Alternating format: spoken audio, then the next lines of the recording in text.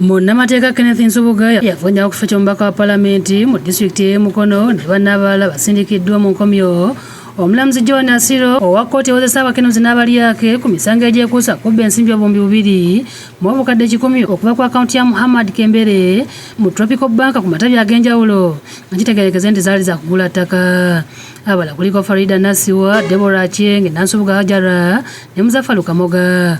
Okusinziira ku byakuŋŋaanyiziddwa omuwabi wa gavumenti Jacqueline Kyasimire era nga bisomeddwa omulamuzi Asiro bano ensimbi baazibba mu bitundu eby'enjawulo. Kyokka baawabirwa emisango bagyeganye era bapoliida baabwe ne basaba okweyimirirwa omulamuzi kyaganye olw'obudde obubadde obutono ate nga bangi.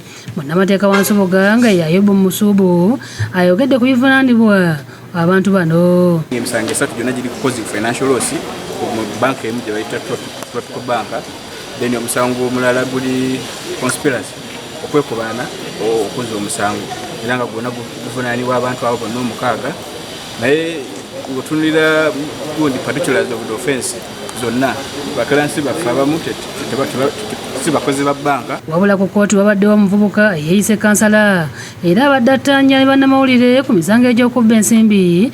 Kyokka oluganda lwa Nsubuga n'amulumba n'amwambalira nga mbuuze kimwogeza ku muntu waabwe. Kulusabagayunga Kenneth yennyini yeyeesimbawo okwo naye ekyamazima ebintu bino tubadde tujja tubira kuba si gwe mulundi ogusoose era okumukwata ku misango w'egiti egy'ensimbi.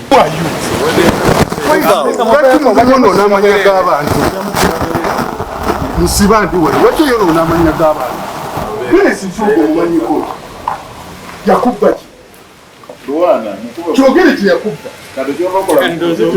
ogambye wano ti Nsubuga yakubba ki bwekiti.